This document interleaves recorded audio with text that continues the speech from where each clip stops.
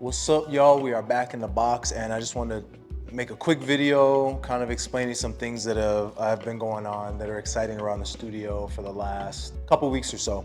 Okay, so the CEO of the Phoenix Art Museum came through. We had a 2-hour chat about art, and he showed me the pieces of mine that he likes, the ones that he's, would like to see me go in the opposite direction. And it was just an overall super productive visit. These studio visits are important from the people who are in the leadership and organizations that kind of move the money and the energy around art around Arizona. My goal is to have more and more gallery owners coming through. And actually, speaking of gallery owners, so I met with this gallery last week or a couple weeks ago, and they wanted to do an exhibition with me, but it just wasn't the right fit. They weren't willing to take down the art that they currently have in the space to make space for mine. So they kind of want to do a half and half, and I don't do group shows. This reminded me of the power of a misaligned no leading to an aligned yes. So I ended up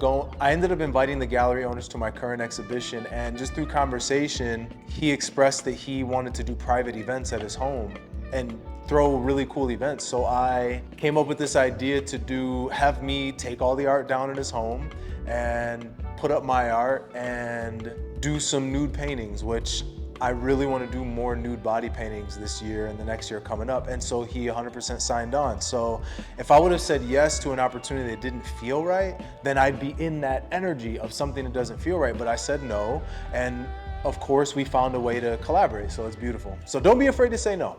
Let's see. The exhibition night went really well. We had a bunch of people come through. I was able to perform and talk, and it was a successful event. So now I have all of this art amassed, and I really want to move it by the end of the year. So now I'm kind of in networking mode where I'm inviting people to the space and putting a bunch of it online. And speaking of it being online, if you have an Instagram, go to jr.store, and that's where I have all of the things that I have for sale, the bigger pieces, the originals, and then also kind of like one-off things like this that I sell for a reasonable price. Sometimes the cost of my art is a little up there, so this is something that's a little more reasonable. Hang it in your house. Originals. Don't want to do prints, just small handmades. I did start a TikTok reluctantly. I'm not a huge fan of the platform. It does seem like it seems like it's created to keep you addicted, and I've just struggled with that internally, but I just couldn't hold on anymore. So I do have a TikTok page, so follow me over there. Also, the reason I started the jr.store page was because sometimes people don't want to leave the platform they're on to see what you have for sale.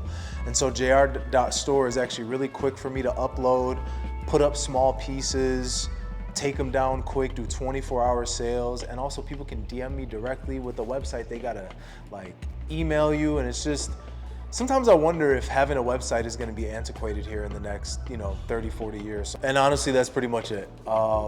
That's why I haven't uploaded in a couple weeks, just because I just been trying to hustle this art, It's a daily practice. Oh, one more thing.